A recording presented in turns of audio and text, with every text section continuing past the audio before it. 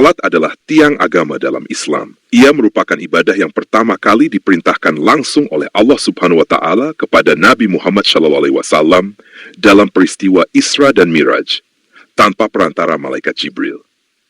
Salat merupakan pembeda utama antara orang mukmin dan orang kafir. Dalam hadis Nabi disebutkan bahwa siapa yang menjaga salat, berarti ia menjaga agamanya. Sebaliknya, siapa yang meninggalkan salat, berarti ia telah menghancurkan agamanya. Bagian pertama, 3 siksaan saat meninggal dunia bagi orang yang meninggalkan salat. Pertama, mati dalam keadaan terhina. Orang yang meninggalkan salat akan dicabut nyawanya dalam keadaan hina. Wajahnya gelap, tidak bercahaya, dan jiwanya berpisah dari tubuh dalam keadaan tidak mulia. Hadis Nabi Muhammad SAW, barang siapa meninggalkan salat dengan sengaja, maka sungguh ia telah terlepas dari lindungan Allah Subhanahu wa Ta'ala. Hadis diriwayatkan oleh Imam Ahmad dan Abu Dawud. Penjelasan, orang yang tidak lagi memiliki hubungan dengan Allah dalam salat, maka ketika ruhnya dicabut, tidak ada kehormatan yang menyertainya. Ia akan wafat dalam keadaan hina, tidak mulia di sisi makhluk, dan jauh dari rahmat Allah SWT. Kedua, mati dalam keadaan sangat haus. Hausnya bukan hanya secara fisik, melainkan haus dari rahmat dan kasih sayang Allah. Di hari kiamat, ia tidak akan mendapatkan seteguk pun air dari telaga Nabi Muhammad SAW. Firman Allah Subhanahu wa Ta'ala dalam surah Maryam ayat 59.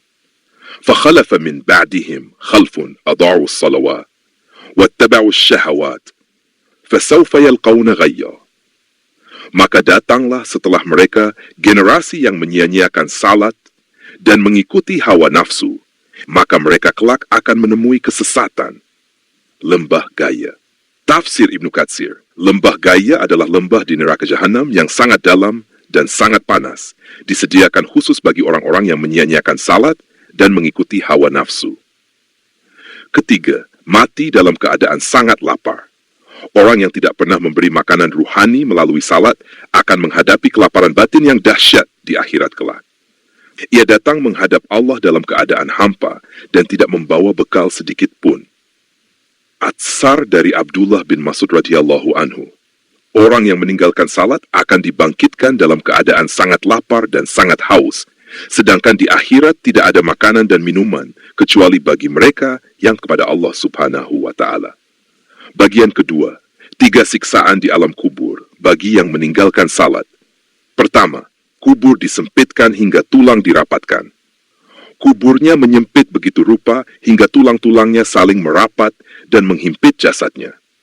Hadis Nabi Muhammad SAW, sesungguhnya kubur adalah tempat pertama dari tahapan kehidupan akhirat. Jika seseorang selamat darinya, maka setelahnya akan lebih mudah. Namun jika ia tidak selamat, maka setelahnya lebih berat lagi. Diriwayatkan oleh Imam Mizzi. Kedua, ruangan kuburnya dipenuhi api. Kuburannya dipenuhi dengan api yang membakar, dan tidak ada naungan atau pelindung. Hadis Nabi Muhammad SAW, api akan datang dari arah kepala dan kaki, lalu membakar seluruh tubuhnya, karena ia tidak memiliki pelindung berupa amal salih yang pernah dilakukan semasa hidup. Ketiga, ditemani ular besar bernama Ashi Syuja'ul Akra.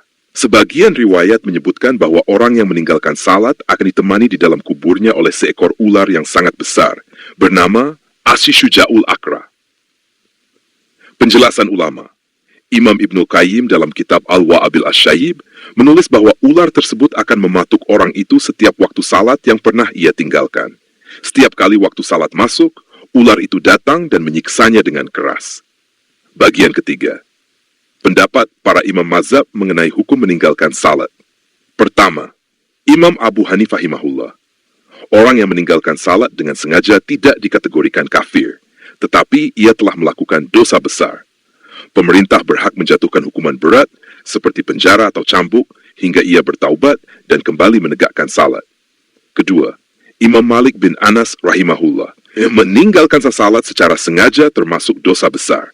Jika dilakukan terus-menerus tanpa penyesalan dan taubat, maka bisa tergelincir pada kekufuran. Hukumannya bisa sampai pada hukuman mati secara ta'zir oleh pemerintah. Ketiga, Imam Muhammad bin Idris As-Syafi'i rahimahullah. Orang yang meninggalkan salat tetap dianggap muslim, namun ia adalah pelaku dosa besar. Pemerintah berhak memaksanya salat, bahkan boleh dihukum mati jika menolak dengan keras kepala, bukan karena kafir, tetapi sebagai bentuk hukuman berat. Keempat, Imam Ahmad bin Hanbal rahimahullah. Pendapat beliau paling tegas. Beliau menyatakan bahwa orang yang meninggalkan salat secara sengaja telah kafir dan keluar dari Islam. Dasarnya adalah hadis Nabi Muhammad sallallahu alaihi wasallam, "Al-ahdu alladhi bainana wa bainahumus salah, faman tarakaha faqad kafar." Perjanjian antara kami dan mereka adalah salat. Barang siapa yang meninggalkannya, maka sungguh ia telah kafir. Hadis diriwayatkan oleh Imam Ahmad dan Imam Tirmizi. Kesimpulan, salat bukan sekadar kewajiban, melainkan kebutuhan ruhani yang mutlak. Meninggalkannya berarti membiarkan jiwa kosong dari hubungan dengan Allah Subhanahu wa Ta'ala. Siksaan bagi mereka yang meninggalkan salat sangat nyata, baik saat sakaratul maut di alam kubur maupun kelak di akhirat. Para imam mazhab berbeda dalam rincian hukumannya. Namun semuanya sepakat bahwa meninggalkan salat adalah dosa besar dan perbuatan yang sangat berbahaya bagi kehidupan dunia dan akhirat. Doa penutup. Allahumma ij'alna minal muqimina lis-salati wa min dhurriyyatina. Rabbana wa taqabbal du'a. Ya Allah, jadikanlah kami termasuk orang-orang yang selalu mendirikan salat dan juga anak keturunan kami. Wahai Tuhan kami, terimalah doa kami.